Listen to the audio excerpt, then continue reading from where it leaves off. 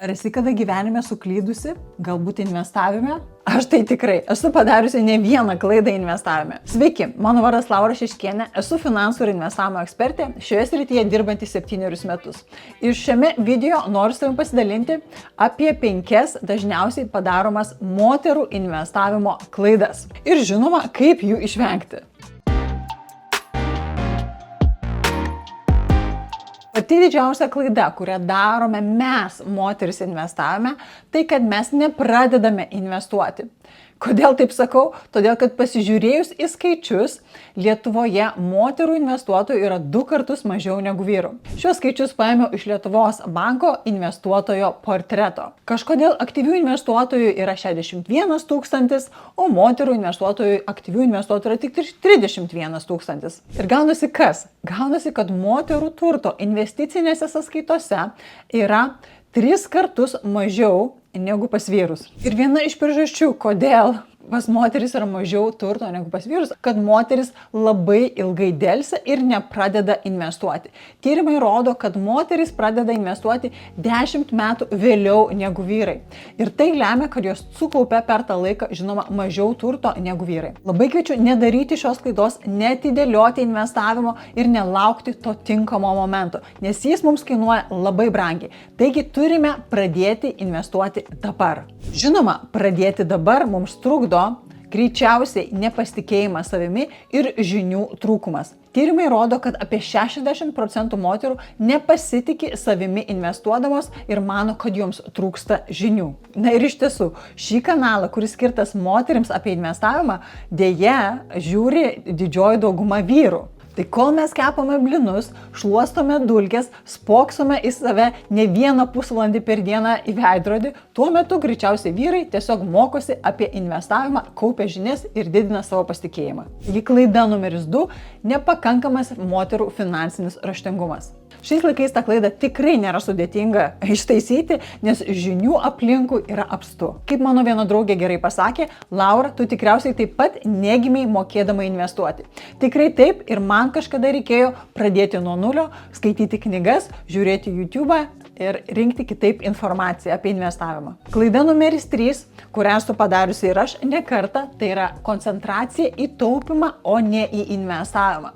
Esu ne kartą susidūrusi su tokia situacija, kai moteris ateina į konsultaciją arba į mokymus, norėdama investuoti gan solidžią pinigų sumą, tarkim 10 000 eurų. Bet nutinka kas, kad ji vis tiek neišdrįsta investuoti visos tos sumos ir pradeda nuo mažų sumų, galbūt kelių šimtų eurų. Taigi tikrai nereikia laukti, kol staupysiu kažkokią grandiozinę pinigų sumą, geriau pradėti mažomis sumomis, taip aš įveiksiu savo baimę pradėti. 4. klaida ir yra mūsų baimė ir nepasitikėjimas savimi. Tyrimai taip pat patvirtina, kad vyrai gerokai labiau pasitikė savimi investavime ir nejaučia tokios didelės gėdos, jeigu jie kažko nežino. Bet manau, kad tas pasitikėjimas savimi ir baimės neturėjimas arba mažesnės baimės turėjimas ateina su patirtimi. Tai kuo mes ilgiau delsime, tuo ta baimė, sakyčiau, mums tik didės. 4. klaida ir yra mūsų emocijos, kurios mums arba trukdo pradėti, tai yra baimė ir nepasitikėjimas, arba godumas, kuris gali mūsų užvaldyti ir mes tada norėsime greito praturtėjimo, greitų pelnų ir galbūt darysime neprotingus, ne visai logiškus sprendimus. Kita situacija, kur baimė mums gali pakišti koją, tai kai pradeda investicijos kristi.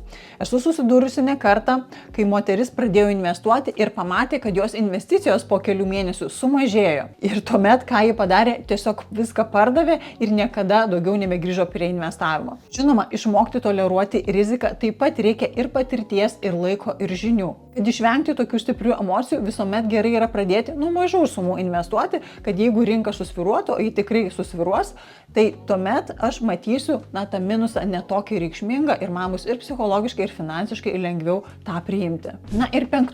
klaida, kurią daro moteris, tai kad palieka investavimo sritį savo vyrui. Taip dažnai nutinka, nes moteris savimi nepasitikė, jai atrodo, kad šitas sritis yra per daug sudėtinga ir tiesiog nėra skirta jai. Galbūt ne visuomet tai yra klaida, kai finansais rūpinasi tik vyras, bet reikia suprasti mums pačioms, su kokiomis rizikomis mes susidurėme, jeigu šitą sritį paliekame vyrui ir pačios visiškai neįsitraukiame. Sakyčiau, jeigu investavimo sritis yra vyro atsakomybė, tuomet moteris vis tiek turėtų įsitraukti į finansinius sprendimus, žinoti, kiek yra investuojama šeimos turto, į ką investuojama, kodėl investuojama, galbūt dalis turto galėtų būti investuojama jos vardu ir tokiu būdu ji būtų taip pat finansiškai apsaugota. Bet žiūrint į statistiką, skyrybų statistiką Lietuvoje, kuri yra negailestinga, sakanti, kad 50% porų išsiskiria, sakyčiau, šansai yra ne šeimos pusėje. Vadinasi, didelė tikimybė, kad anksčiau ar vėliau dėja santuoka gali subirėti ir anksčiau ar vėliau gali tekti pačiai rūpinti savo finansais. Tad jeigu tavo vyras investuoja, sakyčiau, labai gerai, nes tuomet gali iš jo pasimokyti, kaip tą daryti, per kur tą daryti, kad jeigu taip nutiktų, kad tektų išsiskirti, jau žinotum, nuo ko pradėti. Pasidalinsiu, kad praktikoje dažnai susiduriu su moterimis, kurios ateina per skyrybas, po skyrybų į finansų mokymus, investavimo mokymus ir sako, na gerai, dabar tikrai pradėsiu rūpinti savimi. Bet geriau nelaukime, kol artės skyrybos arba kol susituoksiu, kol susirasiu antrą pusę. Geriausia pradėti dabar, mokytis investuoti, nes šitų įgūdžių greičiausiai man kažkada anksčiau ar vėliau vis tiek prireiks gyvenime. Tad brangiosios, pradėkime investuoti, neatidėliokime investavimo, mokykimės ir gerinkime savo finansinį raštingumą, ne tik taupykime, bet ir investuokime, stebėkime savo emocijas, kurios kyla mums, kai mes galvojame apie investavimą arba jau pradedame investuoti ir palikime šitos srities kitiems asmenims. Ačiū, kad žiūrėjot, šį kartą tiek, nepamirškite paspausti like ir subscribe ir iki kitų video.